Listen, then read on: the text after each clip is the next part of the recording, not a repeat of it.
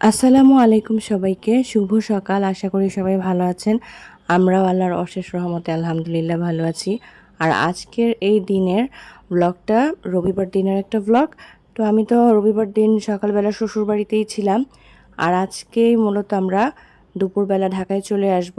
আর বাসার সব গেস্টরা কিন্তু চলে গিয়েছে, শুধু আমরাই ছিলাম।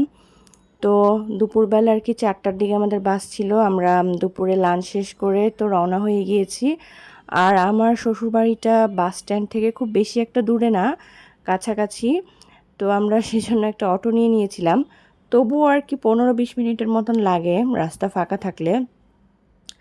তো আর কি 3:30টার দিকে বাসা থেকে বের হয়ে গিয়েছিলাম। আর যেতে যেতে তো আমি একটু রাস্তার ভিডিওগুলো আপনাদের সাথে শেয়ার করার জন্য শ্যুট করে নিলাম। আর অটোতে করে যেতে যেতে আমার বাচ্চারা কিন্তু খুব দুষ্টুমিও করছিল। তারপর তো আমরা চলে এসেছি, তাড়াতাড়ি এসে পড়েছি। রাস্তায় তেমন কোনো জ্যাম ছিল না, মোটামুটি ফাঁকাই ছিল। আর আজকে তো রবিবার দিন, এমনিতেও আর কি এরা ঢাকার বাইরের সাইডটায় খুব একটা জ্যাম থাকে না। তবে ঢাকায় এন্ট্রি নেওয়ার পরে কিন্তু আমরা বেশ একটা ঝামেলায় পড়ে গিয়েছিলাম। মানে পুরো সাভার থেকে শুরু করে একদম বাসায় যেতে যেতে পুরোটা জ্যাম ঠেলতে ঠেলতে আর কি বাসায় যেতে হয়েছে, যেহেতু রবিবার দিনে আর কি অফিস ছুটির টাইমটায় আমরা ঢাকায় এন্ট্রি নিয়েছি। তো কি করার, আর আমাদের বাসায় যেতে যেতে ভালোই রাত হয়ে গিয়েছিল। আর এখানকার বাইরের ভিউটা দেখতে না আমার খুব ভালো লাগছিল, মানে একদম সবুজ প্রকৃতি।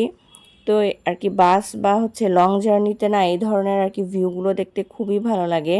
যদিও এখন মানে বাচ্চাদের দুষ্টুমির কারণে না সেইভাবে এগুলো আর উপভোগ করতে পারি না, কারণ ওরা প্রচুর নড়াচড়া করে আর একটু পর পরে শুধু বলবে যে ভালো লাগছে না, কিছু খাবো, বা মানে একটার পর একটা বায়না করতেই থাকে। তো ওই বাইরে ওইভাবে কনসেন্ট্রেট করতে পারি না আর কি। বিবাহিত মেয়েদের লাইফটা এরকম, বিশেষ করে বাচ্চার মা হয়ে যাওয়ার পরে না লাইফটা আসলে পুরোই চেঞ্জ হয়ে যায়। তখন আর কি ওই নিজে নিজে এনজয় করা বিষয়টা আসলে সেভাবে হয় না। তো যেটাই হোক আর কি। আর বাসায় তো এখন চলে এসেছি। এখানে তো আমি আমার হাজব্যান্ড কিছু আর কি মিষ্টি নিয়ে এসেছিল। তারপর এখানে দইয়ের একটা খুঁটিও ছিল। তো তারপরে এখানে আর কি সবজি দিয়ে দিয়েছে আমার শাশুড়ি।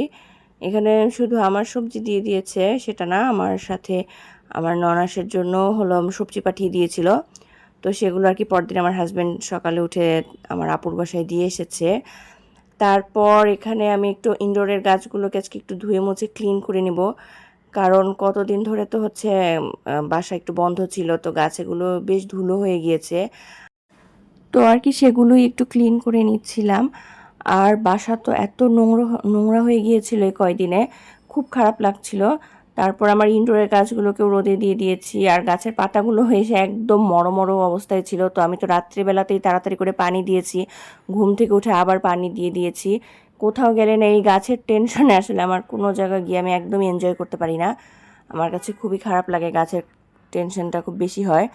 তো আল্লাহর রহমতে পানি দেওয়ার পর গাছগুলো আবার তাজা হয়ে গিয়েছে। তো আমি ওখানে একটু গরুর মাংস জাল করে নিয়েছি, সকালের নাস্তায় খাবো রুটির সাথে, সেই জন্য। আর এখানে 1 কাপ চা নিয়ে বসলাম। তো এখানেও আর কি আমার গাছগুলোর পানি যেগুলো ছিল পটে সেগুলো সব চেঞ্জ করে দিয়েছি। আর বাইরে তো প্রচণ্ড গরম, মানে কিছুদিন মনে হলো যে খুব ওয়েদার ঠান্ডা আর খুব ভালো একটা ফিলিং আসবে, তো সেটা কিন্তু একদমই চলে গিয়েছে, পুরো দমে একদম গরম পড়ে গিয়েছে। আর এখানে আমি আমার নাস্তা নিয়ে নিয়েছি, রুটি দিয়ে গরুর মাংস। আর বাচ্চাদের আজকে না স্কুলে অফ, ওদের স্কুলে একটা প্রাইজ গিভিং প্রোগ্রাম আছে, তো সেই কারণে স্কুল অফ দিয়েছে আজকে। আমার ভালোই হলো, আমি একটু মানে মনোযোগের সাথে ঘরের কাজগুলো করতে পারবো।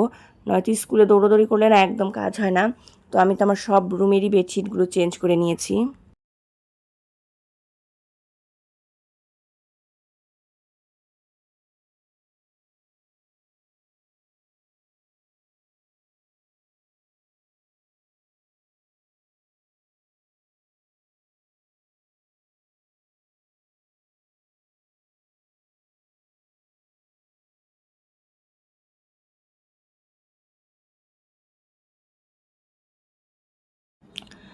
তো আর কি বিছানার চাদর চেঞ্জের পরে আমি একটু সমস্ত ঘরের ঝুলগুলো আজকে ঝেড়ে দিয়েছি, ফার্নিচারগুলো ভালো করে ক্লিন করে নিয়েছি।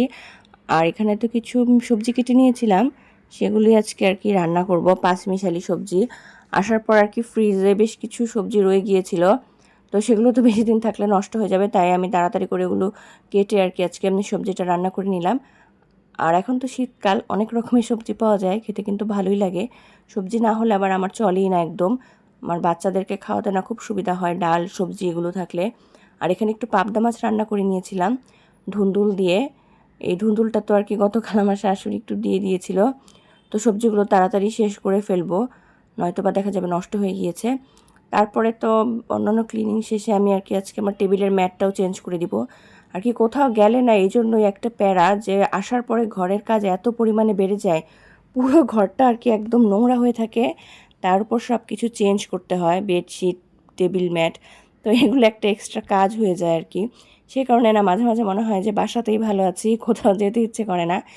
তো এসে কিন্তু আবার আমি আমার ব্যাগগুলোকেও আনপ্যাক করেছিলাম, তো বিশাল একটা ঝুঁকির বিষয়। তো সন্ধ্যায় তো আর কি এখানে নাস্তার আয়োজন করেছি, আজকে একটু মিটবল ভেজে দিয়েছি বাচ্চাদেরকে। আর এগুলো হচ্ছে মিষ্টি, মিষ্টি ওই যে আমরা নিয়ে এসেছিলাম আসার সময়, সেগুলো দিয়েই খাওয়া হয়ে যাবে। আর তারপরে তো আমি আজকে একটা জিনিস বানাবো, সেটা হচ্ছে কলার পিঠা। মানে আমাকে শ্বশুরবাড়ি থেকে অনেকগুলো কলা দিয়েছে, তো কলাগুলো কেমন জানি আনতে আনতে নষ্ট হয়ে গিয়েছে, মানে নরম হয়ে গিয়েছে, নষ্ট না ঠিক। তো সেটাকে আমি একটু পিঠা বানিয়ে নিলাম। এখানে কলাগুলোকে আমি একটু চালের গুঁড়ো, আটা, চিনি আর বেকিং পাউডার দিয়ে ভালো করে ডো তৈরি করে সেটাকে আর কি তেলে ভেজে নিয়েছি। আর এই তো আজকের ভ্লগটা এ পর্যন্তই। ভালো থাকবেন সবাই, ধন্যবাদ সবাইকে।